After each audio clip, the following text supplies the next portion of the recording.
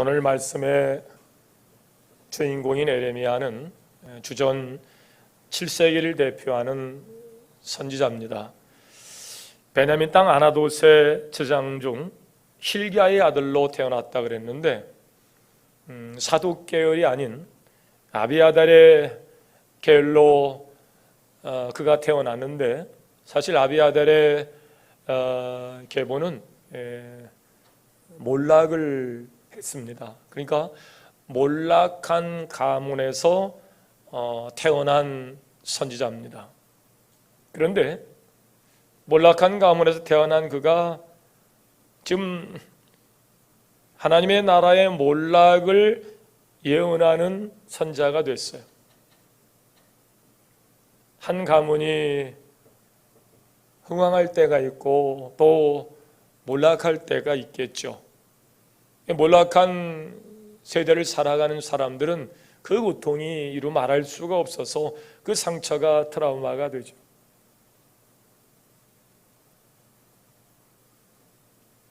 도둑 맞으려면 개도 안 짖는다고, 집안이 망하려고 그러면 이쪽 저쪽 사방팔방에서 여러 일들이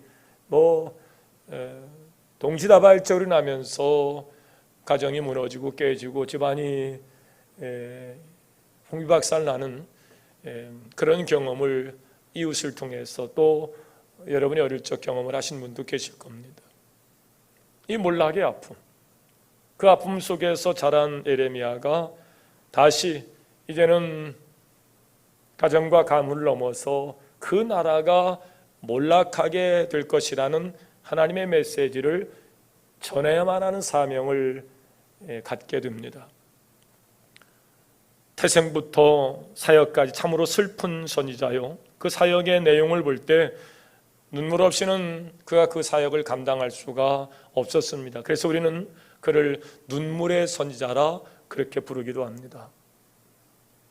이 에레미야와 동시대에 하나님의 부름을 받고 선지자로 사역을 했던 나훔이라든지 또 요시야의 종교개혁의 선도를 이뤄냈던, 물꼬를 텄던 스바냐라든지 또 하박국과 동시대에 그가 하나님의 부름을 받았습니다마는 이들과는 비교할 수 없을 만큼 긴 사역과 이 탁월한 예언의 양으로 인해서 우리는 그를 대선지자로 알고 있습니다.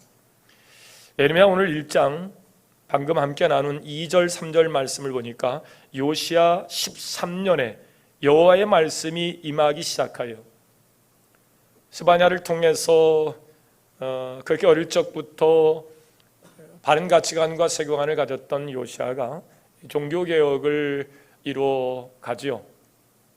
성전문을 걸어 잠그고 그들은 동네마다 이방신을 섬기는 신당을 만들어 놓고 우상 숭배에 빠졌던 그들이에요. 하나님에 의하여 세움을 받았던 자들입니다. 천지 창조 이후에 하나님께서 아담과 하와에게 에덴 동산을 주셨고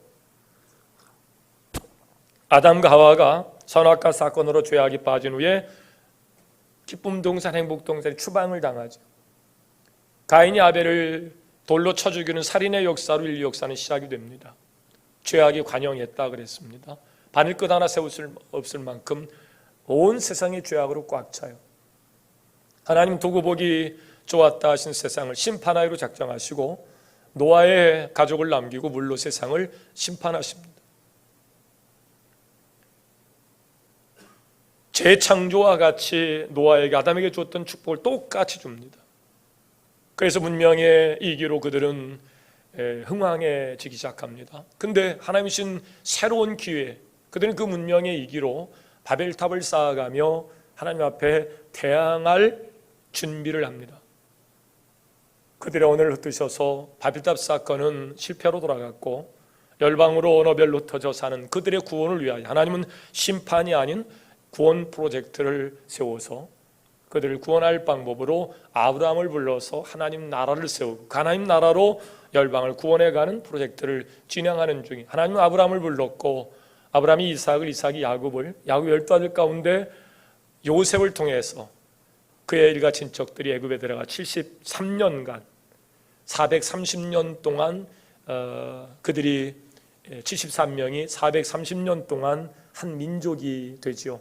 하나님은 모세를 준비시켜서 그들을 출애굽시키고 광야에서 그들의 생각을 바꾼 후에 믿음으로 믿음에 이르게 하는, 보게 하시고 듣게 하시고 깨닫게 하시는 그 믿음이 그들에게 믿음이 되어서 모세 없이 요단강을 그들의 믿음으로 건넌 후에 가나안 땅의 주인공이 된 줄로 믿습니다. 여호수아에게, 그 개척자에게, 선구자에게 그들은 이렇게 신앙 고백으로 약속을 했습니다. 나와 내 집은 여호와를 섬길 것이, 너희도 어떻게 할 거냐, 걱정하지 마세요. 그래놓고 그들이 변질로 갑니다. 인문주의에 빠지기 시작해요. 자기 속에는 옳은 대로 세상을 삽니다. 그러다 보니까 하나님과 관계와 교제의 영적인 눈은 어두워지고 영적 관계는 단절되어지고, 그러니까 하나님과 관계와 교제가 단절되니까 하나님 없이 사는 세상 사는 사람처럼 똑같이 살게 되는 거예요. 이방 나라 보니까 왕을 세워서 나라가 국방을 관리하고 안보 외교를 한단 말이에요. 우리도 왕을 세워달라 해서 세워진 왕이 사울로부터 시작된 왕정시대가 시작됩니다. 사울, 다윗 때 통일왕국을 이뤄내고 다윗 준비한 일로 솔로몬 때 하나님 그들에게 성전을 줘서 성전 중심으로, 예배 중심으로, 그들이 말씀 중심으로 살도록 그들에게 성전의 축복을 주신 줄로 믿습니다. 그런데 성전 건축 이후에 그들은 옳고 그름의 문제로 시비거리가 생겨서 나눠지게 돼요. 분열왕국이에요. 북쪽의 여로보암으로 시작해서 북이스라엘 역사가 결국엔 하나님을 떠난 자의 마음으로 그렇게 우상을 숭배하다가 아수르에 멸망을 하고, 멸망의 문화가 그대로 남유다에 전해져서 풍전등화 위기 가운데 요시아가 종교개혁을 해요. 다시 성전 문을 열고 히스기야가 그랬던 것처럼 성전을 리모델링합니다. 그러다가 그 성전에서 마룻바닥, 썩은 마룻바닥 밑에서 율법책을 발견해요. 그 율법책을 발견해서 읽어보다가 그들이 가슴을 치며 회개하게 돼요. 왜? 하나님의 백성이 누가 가르쳐주는 사람이 없으니까요. 신앙의 유산을 다음 세대에 물려주는 사람이 없으니까 하나님의 백성이 살아야 할 삶의 방법들, 목표, 가치들에게서 너무 멀리 떠나 있는 거예요. 세상 사람들과 다를 것이 없는 거예요. 우리가 너무 멀리 왔다. 하나님의 백성의 삶에서 너무 멀리 온 거예요. 가슴을 치며 찢으며 회개하며 그들이 새로운 삶을 위해서 새로운 삶의 가치를 발견하려고 할 그때쯤에, 그게 바로 요시아가 유다를 다스린 13년에 여호와의 말씀이 에레미야에게 임한 겁니다. 드디어 그들이 새로운 삶의 가치를 발견하고 그리고 신앙의 쇄신을, 혁신을 이뤄가려고 할 때쯤이에요. 근데 하나님이 에레미야를 선자로 세워서 하신 말씀은 아니다, 너희들은 끝날 것이다, 다른 말로 이야기하면 멸망할 것이다의 예언이에요. 그때 그들은 이 에레미야의 말에 동의를 하지 않았습니다. 아니, 우리가 지금 아몬과 므낫세의 시대도 아니고 이제 우리가 종교개혁을 이루어서 신앙의 쇄신을 이루려고 하는데 왜 우리가 멸망한다고 그러냐? 우리는 멸망받을 만한 죄가 없다. 그리고 거짓 선지자들을 가까이 두고 거짓 선지자들의 이야기를 듣고 에레미야의 이야기를 들으려 하지 않아요. 에레미야가 그의 사역을 시작할 때가 나이가 20살입니다. 아주 어릴 적에 하나님의 부름을 받아요. 근데 굿뉴스가 아니고 망한다는 소식을 전해야만 하는 사명이에요. 그러니까 이 에레미야는 정말 나라를 위해서 울지 않을 수 없는 선지자의 사역을 감당해요. 소명을 받은 위에 본문 7절 말씀처럼 하나님께서 그를 누구에게 보내시든 가서 하나님의 말씀을 전해야만 했어요. 근데 맨정신으로 말씀을 전할 수 없을 만큼의 아주 무서운 경고의 말씀이에요. 경고 정도가 아니고 이제 아주 이미 끝장났다는 선언적, 선포적 그런 이야기예요. 당시 그들은 혼란한 국제정세 가운데 있었습니다. 이미 멸망의 역사가 수면 위로 올라올 때, 그래서 바벨론과 애굽 사이에서 그들이 앞으로 우리가 어떻게 선택할 것인가. 여러분, 역사는 하나님이 주관하시는 것을 믿으시길 바랍니다. 근데 그들은 역사를 주관하신 하나님 앞에 묻지를 않았어요. 신흥국가 바벨론을 붙잡으면 힘이 될까? 아니다. 우리는 전통적으로 애국과 가까우니 애국과 손을 잡자. 서로 정치가들의 이런 논쟁에 그들이 갈피를 못 잡고 있을 때입니다. 사람들이 그런 위기 속에서 결사항전을 외쳐도 지금 부족한 상태인데, 이 에레미야는 아니다, 대항할 곳도 없다, 대항하지 말아라, 하나님의 뜻은 이미 정해져 있다, 너희들은 바벨론의 속국이 될 것이고 포로가 될 것이다. 그러니 더 이상 얘기할 것도 없다. 여러분이 이게요, 좀 똑같은 상황이라고 우리 생각하십시다. 우리도 지금 이 국제정세 혼란 가운데 우리는 전통적으로 미국에 의하여 원조를 받고 지원을 받아서 대한민국 근대화를 이루었는데, 동맹국과 대한민국이 미국의 손을 놓을 수는 없다, 우리는 미국을 잡아야 된다. 무슨 소리요? 우리는 원래부터 중국하고 가까워. 중국의 손을 잡아야 돼. 친중, 친미, 친일 이런 이야기로 우리가 혼란을 지금 경험하고 있지 않습니까? 근데 어쨌든 우리가 확실히 어느 한 축을 잡지 않으면 아마 그 강대국들의 그 패권주의자들의 노름에 우리가 큰 어려움을 당할 텐데 말이죠. 당시에도 그랬어요. 이런 상황 속에서 에레미야의 예언은 아마 이완용처럼 너 친일 앞잡이, 너 매국노 아냐? 이런 소리를 들을 만도 하죠. 감옥이나 물 없는 어두운 구덩이에 던져져 그렇게 팔려갔던 요셉처럼 하나님의 말씀을 전해만 하는 이 에레미야는 그 백성 일가 친척들, 고향 사람들한테 대접을 받지 못해요. 죽음의 위기를 몇 번을 넘었습니다. 당시 민족주의자들 입장에서는 도대체 하나님의 말씀을 전하는 에레미야 이야기가 은혜도 안 되고 감동도 안 되고 도저히 받아들일 수 없는 거예요.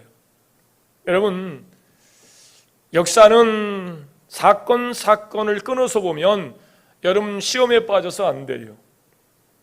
사건 끊어서 보지 마시고 역사를 주관하시는 분이 하나님이심을 믿으시면 여러분이 고통스럽고 내 편이 아닌 듯한 하나님의 음성에도 하나님의 뜻을 발견하시고 다음 역사의 주인공이 되시기를 주의 이름으로 축원합니다. 그 사건에 여러분 손을 놓으면 안 돼. 하나님 관계를 끊으시면 안 돼요. 근데 그들은 하나님 관계를 이미 끊은 듯해. 왜? 하나님의 사람 에레미야를 죽이려 하니까요. 에레미야는 그 곤욕과 수치 어려움 가운데서 용기를 내서 자신이 전해야 할 메시지를 선포합니다. 아마도 용기가 없었다면, 강직하지 않았다면 사람들의 말과 표정과 억압에 눌려서 아무것도 할 수 없었을 거예요. 근데 선지자는 자기 하고 싶은 대로 말하는 것이 아니고 하나님의 감동에 의하여 세워진 자인 줄로 믿으시길 바랍니다. 하나님 말씀하시는데 내가 하고 싶다 그래서 하고 싶지 않다고 그래서 안 하는 것이 아니에요. 사명자는 사명 있는 곳에 가서 하나님의 신의 감동에 의하여 일하게 되는 줄로 믿습니다. 그러니까 어찌 보면 눈치 없는 자요, 민족주의자 입장에서는 매국노요, 일가 친척들에게는 정신이 돌아버린 자처럼 여길 수밖에 없어요. 그런데 여러분, 이 에레미야는 누구보다도 민족을 사랑한 사람이에요. 13장 17절에 보니까 너희가 이를 듣지 아니하면 나의 심령이 너희 교만으로 말미암아 은밀한 곳에서 울 것이며 여호와의 양떼가 사로잡힘으로 말미암아 눈물을 흘려 통곡하리라. 이 에레미야는 나라를 위해서 눈물로 통곡하며 기도하는 사람이에요. 요즘 우리 시대가 나라 사랑이 적은 것인지 아니면 무정해진 것인지 둔감한 것인지 나라를 위한 눈물의 기도가 없어졌어요. 대한민국에 복음이 들어와서 그 위기 속에서 그 열악한 환경 속에서 나라의 내일을 걱정하는 사람들은 하나님 앞에 눈물로 기도했고 그 응답 속에서 우리는 근대화를 성공적으로 이뤄낸 줄로 믿습니다. 그래서 모이면 전부 다 구국을 위한 모임이었어요. 구국기도회, 구국성회, 구국예배, 나라를 구원하는 기도와 예배를 빼놓지 않았어요. 주일날 기도면 대표 기도하신 분이 항상 나라를 위한 기도를 했어요. 위정자들 위해서 항상 기도했어요. 근데 어느 순간 우리는 나라를 위한 눈물의 기도가 없어졌어요. 우리가 무감각해졌는지, 나라 사랑이 없어진 건지, 아니면 영성적으로 어두워졌는지, 나라를 위한 눈물이 없어져 간다는 것은 또 다른 슬픔이고 아픔이고 또 고통의 시작입니다. 에레미야의 마음을 품는 저와 여러분이 될 수 있기를 주의 이름으로 축원합니다. 누구보다도 나라를 위해서 울며 통곡하며 살았던 에레미야가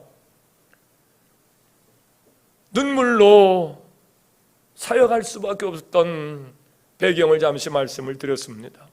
두 번째, 에레미야 선지자는 고난받는 선지자로서 그 사역을 감당해요. 요즘 시대에 정말 아마 복음의 역사, 2000년의 역사, 또 하나님이 율법을 주시고 수천 년의 역사 가운데 하나님의 종들이 요즘 시대만큼 이렇게 대접받고 마음껏 자유를 누리면서 복음을 전하는 시대가 있었을까 싶어요.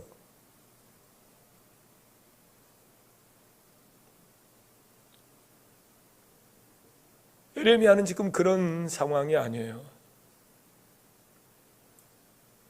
에레미야를 죽이려고 이쪽 저쪽에서 살해 음모 계획이 세워지고 옥에 착고에 끼어있는 채 누워 잠도 못 자고 갇혀 살기도 하고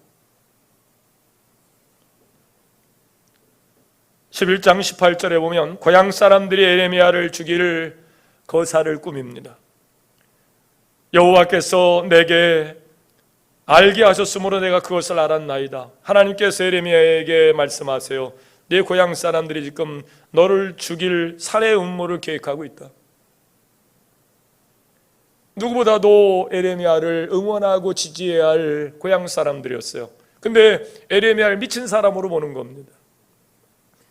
하나님께서는 아나두 사람들이 에레미야를 해치려고 하는 살해 계획을 하셨고 에레미야에게 그 사실을 알립니다. 21절에 그들이 에레미야에게 얘기합니다. 너 앞으로 예언하지 마라.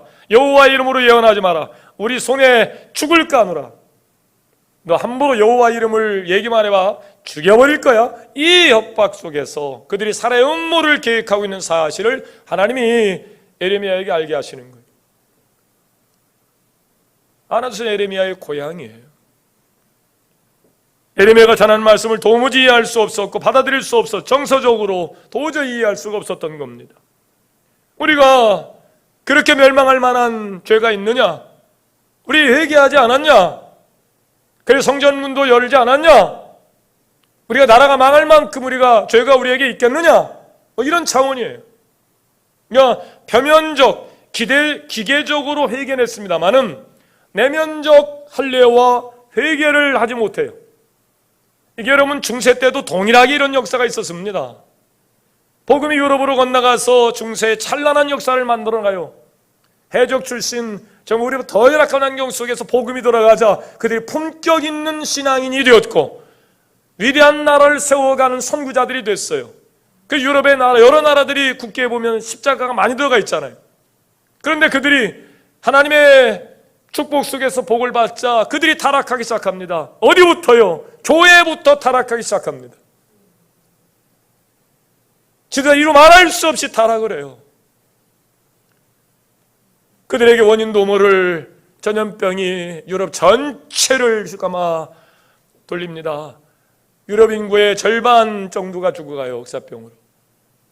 그들은 다 크리스찬들이었기 때문에 주일날이면 전부 다 교회 가지 않았겠어요. 교회에 가서 전부 다 죽는 겁니다.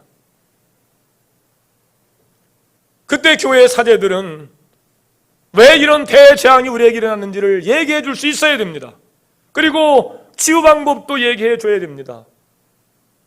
우리는 무의식 가운데도 어떤 고통이 오면 내 하나님 앞에 죄 지은 거 아니요? 그리고 회개할 마음을 갖지요. 근데 다른 사람의 죄의 문제는 지적을 잘했습니다만 당시 지도자들이 썼고 지도자들이 타락했기 때문에 이 죄의 문제를 얘기하려면 자기들의 죄의 문제를 얘기해야 됩니다. 근데 그게 두려웠어요. 그래서 책임을 전가시키게 합니다. 유대인들의 죄로 우리가 이렇게 고통을 받는 거다. 이 유대인들이 주리를 틀 놈들이 지금 예수를 십자가에 잡아 죽이고 우리가 사는 이곳에 우물에 독을 타가지고 우리가 이렇게 고통을 겪고 있다. 아니, 네가 해결해야 된다고. 책임을 전가하는 거예요. 결국 기계적인 회개만 했어요. 돌이키질 않습니다. 300년 동안이 코로나 아닌 이 흑사병으로 유럽 인구가 죽어갑니다. 어디서? 교회에서요. 그러니까 사람들의 신앙이 쫙 빠져나가요. 야, 하나님이 살아계시면 무슨 교회 가서 사람이 죽냐? 하나님이 없으니까 다 없는 하나님을 니들이 가짜로 만들어가지고 하는 거야. 젊은 사람들이 전부 다 신앙이 교회에서 떠나갑니다. 인문주의가, 계몽주의가 막 싹을 트면서 더 이상 교회에 소망을 두지 않습니다. 그게 오늘 유럽의 교회요, 타락한 개톨릭의 타락상이에요. 종말이 오는 줄 알았어요. 왜? 교회에서 기도하다 죽으니까요. 그래 하나님은 그 속에서 남은 자를 찾으셔서 마틴 루터, 멜랑톤, 쯔빙길, 깔뱅 이런 하나님의 사람들을 통해서 회개를 통한 신앙의 혁신을 통한 종교개혁이 이루어졌고 복음의 시대가 시작된 줄로 믿습니다.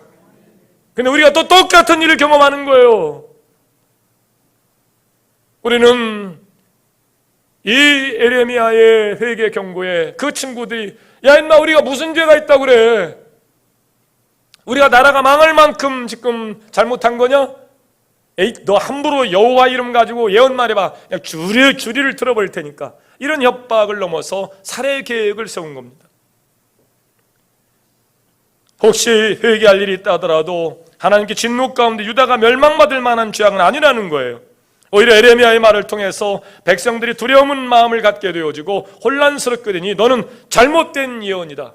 이 시대에 필요한 예언자가 선자가 아니다 라고 에레미야를 돌려 세우는 겁니다. 결국 마을과 아나도 사람들의 명예를 크게 손상시켰다는 이유로 에레미야를 결국 죽이는 일에 동의해서 살해 계획이 세워졌다, 그런 이야기. 아나도 사람들에게 재앙을 하나님께서 내려서 에레미야를 죽이려 했던 그들을 하나님께서 그냥 내버리지 않으시고 청년들이 칼에 죽으며 자녀들이 기근에 죽고 남은 자가 없게 될 것이다. 회개를 요청하는 에레미야 앞에 회개는 무슨 회개야? 하나님이 어디 계시간? 하나님이 그런 하나님이야? 라고 에레미야를 죽이려 했던 그들에게 하나님은 그들의 청년들이 칼에 죽을 것이며 자녀들이 기근에 죽을 것이고 남은 자가 없게 될 것이다. 여러분, 하나님의 음성에 귀를 기울일 수 있는 여러분의 영성이 되시기를 주의 이름으로 축원합니다. 그런 살해 위협 속에서 하나님의 에레미야를 또 계속 예언사에 계속됩니다. 5장 15절 한 나라 곧 강하고 오랜 민족을 먼 곳에서 오게 하여 견고한 성읍들을 칼로 파멸할 것이며 6장 1절 재앙과 큰 파멸이 북방에서 와서 포도를 따듯이 그들이 이스라엘의 남은 자를 맑게 죽을 것이며 9장 11절 예루살렘을 무더기로 만들며 승냥이 굴이 되게 하겠고 유다의 성읍들을 황폐케 하여 주민이 없게 하리라. 10장 21절 모든 양떼가 흩어질 것이며 18장 11절 유다와 예루살렘에 재앙을 내리시며 계책을 세워 치실 것이라. 에레미야 선지에 비해서 나오는 이야기는 끔찍한 예언이 계속됩니다. 망한다는 거예요. 이방 민족의 함락이 되고 멸망체 백성들은 포로로 끌려갈 것이다. 우리 자녀들은 칼과 기근에서 죽을 것이다. 남은 자가 없을 것이다. 상상하기도 두려운 예언이 계속 에레미야의 입에 쏟아져 오는 거예요. 그 나라가 어떤 나라입니까? 자기가 태어난 유다였어요. 일가 친척까지 돌아섰습니다. 에레미야는 그 사역으로 울지 않을 수가 없었어요.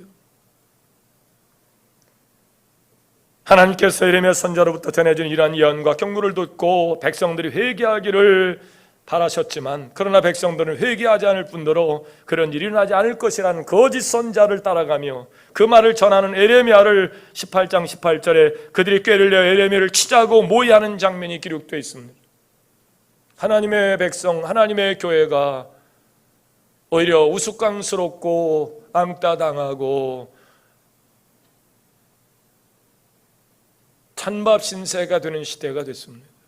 적당히 정치적 견해를 가지고 그렇게 이리 붙었다 저리 붙었다,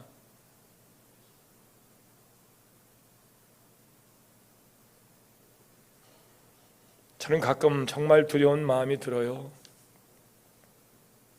하나님의 음성을 들어야 할 우리가 하나님의 음성을 꺼버립니다. 그리고 세상 사람들의 이야기로 정치적 견해를 가지고 내일을 점치듯이 바라봅니다. 그리고 자율과 더불어 삶의 계획을 세웁니다. 소위 크리스찬이라는 사람들. 이 방송을 아마 그 친구 목사님 보면 또 걱정과 집회를 갔던 교회이기도 해요. 그러면서 이런 운을 떼요. 아, 요즘 말이요, 어려운 중에 또 하나님께서 살 길을 또 찾게 하셔서 우리 교회가 아주 좀 재밌다고. 그래서 뭐가 재밌냐? 교인들이 몇십 대표를 이루어서 담임 목사를 찾아왔대요. 목사님, 주식에 대해서 어떻게 생각하십니까? 눈치를 보니까 주식하는 사람들. 그러니까 난 주식 반대하지 않는다. 주식을 누가 반대합니까? 기업의 투자를 통해서 재정 건전성을 이루고 기업도 살고 그것이 기업이 잘 되면 그 이윤을 받으니까 뭐 할 수 있는 거예요. 근데 교인들이 주식을 넘어서 코인에, 다단계 코인에 빠져가지고 그룹을 이루어가지고 하여튼 사이버머니인데 그걸 투자를 하면 100만 원 투자하면 60% 수익이 와가지고 지금 우리 교인들이 800만 원 했는데 몇백에 붙고 그래가지고 그걸로 선교도 하고 자녀들 내일의 계획도 세우고 하는데 참 혀가 절로 쳐지고. 왜냐하면요, 이 시대가 그럴 수밖에 없는 세상이 돼버렸어요. 둘이 만나 결혼해서 죽어라 하고 애를 써서 벌어도요, 집 못 삽니다. 2억 3억 벌기가 어려운 삶을 10억 넘어가는 집을 어떻게 사요? 그러니까 한방 어떻게 꿈을 이룰 수 있는 방법이 없을까? 그래서 그걸 영끌이라고, 영혼까지 끌어서 이쪽 저쪽 대출 받고 얻어가지고 전부 다 해가지고 한방 몰빵을 해가지고 그것이 막 코인이 몇십 배 올라가고 올라가면 한방, 그 한방을 꿈꾸면서 사람들이 투자를 넘어서 투기를 하기 시작합니다. 정부에서는 집값 안 오릅니다. 그 집 사지 마세요. 그래서 정부 말 듣고 집 안 샀는데 어마어마하게 집이 올라가니까 꿈을 포기할 수밖에 없는 청춘들이 할 수 있는 유일한 방법은 이 나라에서 살아가지고는 집 못 산다, 사람 되어 못 산다, 서울에서 못 산다, 방법이 있다면 한 방 어떻게 할 수 있는 방법이 없을까? 그래서 그 한 방을 목표로 영끌이 투자를 하는 거예요. 그 대출을 받아가지고 성공한 사람이 몇이나 되겠어요?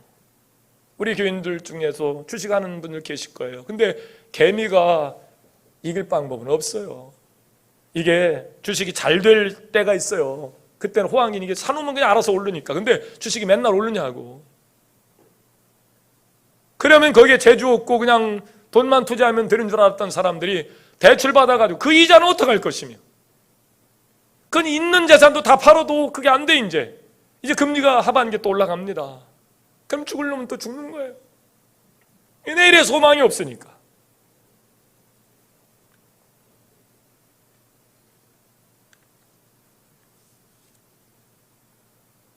역사를 주관하시는 하나님의 섭리 안에서, 생사옥의 주권을 가지고 계시는 하나님의 섭리 안에서 여러분의 영혼이 잘 되고 범사가 잘 되고 강건한 길로 나아가시기를 주의 이름으로 축원합니다. 축원합니다. 이 시대가 눈물로 우리 다음 세대를 위해서 기도하지만 안 될 만큼 완전히 메커니즘이 무너졌어요.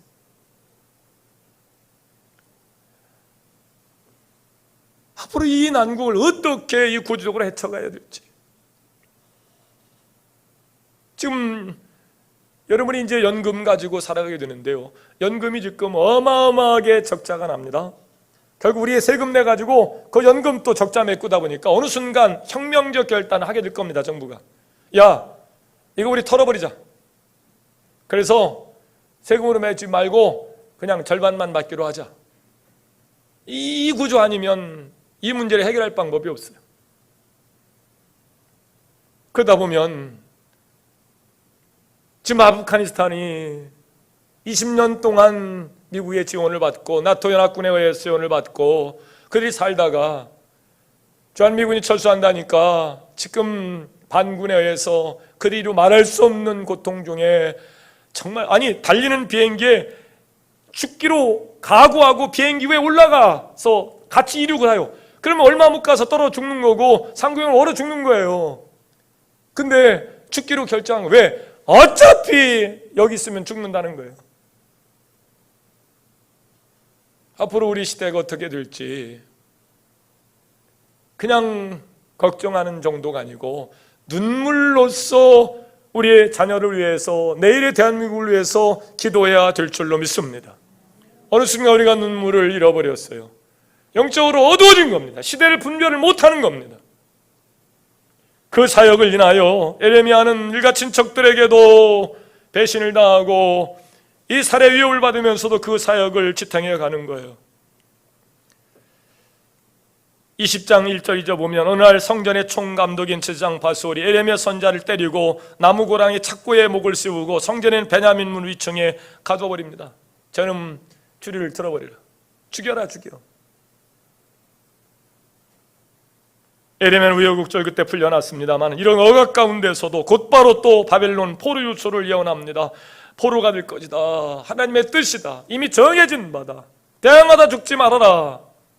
이 사건은 그렇게 일단락되지만 역사는 끊어서 보는 것이 아니라 그랬죠. 70년 후에 하나님 이루실 일들을 기대하며 그렇게 저항하지 말고 죽지 말아라. 너희 자녀에게 하나님 앞에 대항하다가 칼과 기근에 전염병에 죽는 우를 범하지 말아라. 멸망할 것이다. 포로 갈 것이다. 셋째, 에레미야는 심판으로 인해서 파멸될 유다를 바라보며 울지 않을 수 없었습니다. 4장 3절입니다. 너희는 묵은 땅을 갈고 가시덤불에 파종하지 말아라. 1차 종교개혁의 물꼬는 텄어요.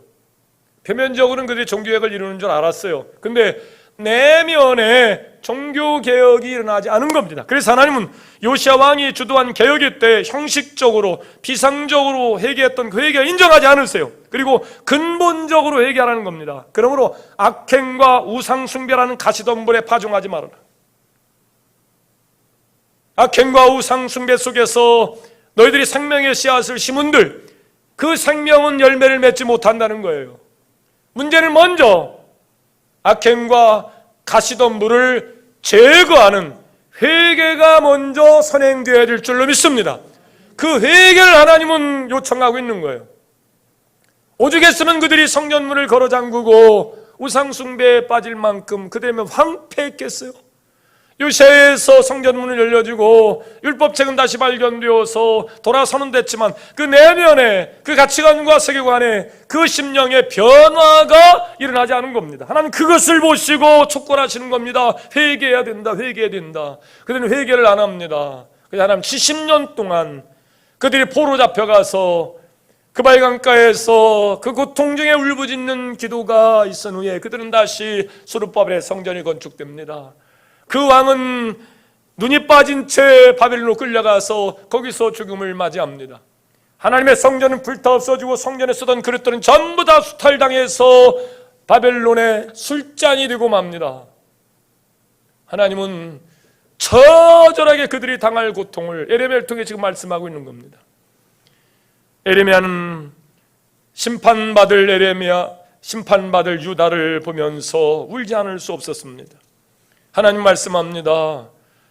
악행과 우상 숭배라는 가시덤불에 파종하지 말아라. 그 열매에 일어날 수가 없지요. 가시덤불을 제어하는 신앙 혁신이 먼저 필요하죠.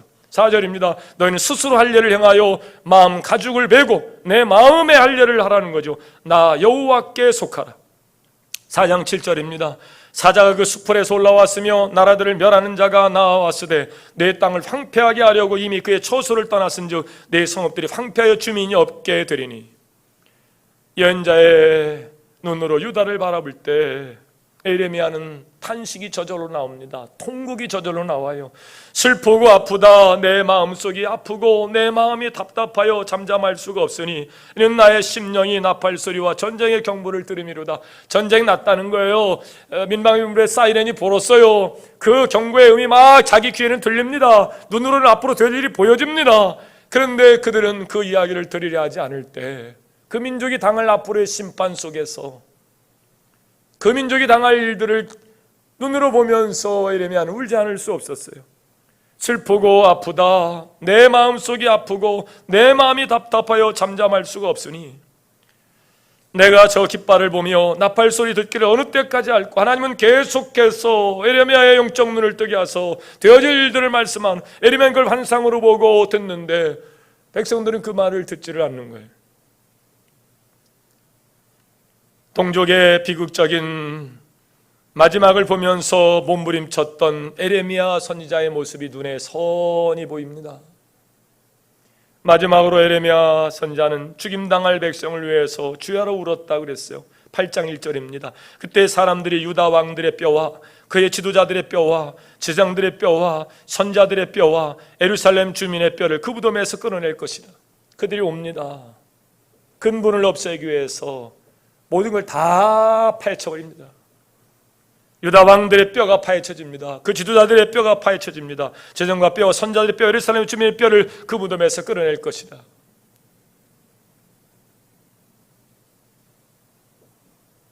한국 근대화의 기독교를 빼놓고는 얘기할 수 없을 만큼 기독교는 선구자적 선도의 자리에 서서 그 일을 했습니다. 지금 진행되고 있는 일들은 그 기독교의 흔적을 지워가는 일입니다. 이 정부가 어떻게 시작됐습니까? 신탁 통지를 하려고 점령군이 들어옵니다. 미국과 러시아죠. 근데 미국은 의회결정으로 주둔군이 되어서 우리를 보호하기 시작했습니다. 이승만 정권에 의해서 나라는 기틀을 잡았고 박정희 대통령의 또 근대화의 역사가 성공적으로 이루어지면서 우리 민주화의 역사를 통해서 오늘의 대한민국이 된 겁니다. 아무것도 없이 황폐한 땅이었습니다. 국민들을 계도하기 위해서 예전에 소학교, 국민학교, 지금 초등학교, 중학교, 고등학교, 대학교 전부 다 기독교에 시작을 합니다. 나라는 그럴 만한 재원도 없었고 자원도 없었고 눈을 뜨지도 못했습니다. 그런데 우리 정부를 대한민국의 그 시작을 역사를 지우려고 이승만을 우리의 대통령으로 정부의 시작으로 인정을 하려 하지 않습니다. 전부 다 갈라치기입니다. 역사가 심각한 왜곡의 수준으로 재해석되어 가고 있습니다. 저는 제주에 가서 4.3 사건의 피해 교회와 목사님의 이야기를 직접 듣고 보고 온 사람이에요. 근데 그 제주 4.3 사건이 군인들에 의한 난민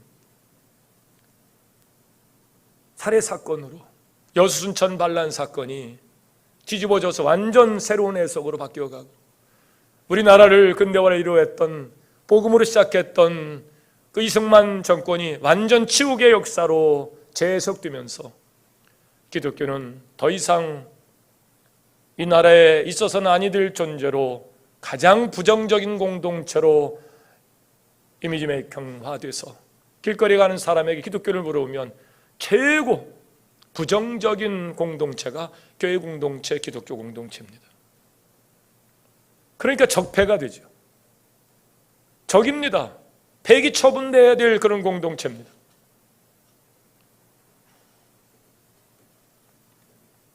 에레미야는 앞으로 이 나라가 그렇게 근본부터 파헤쳐질 일들을 환상으로 보면서 우는 겁니다.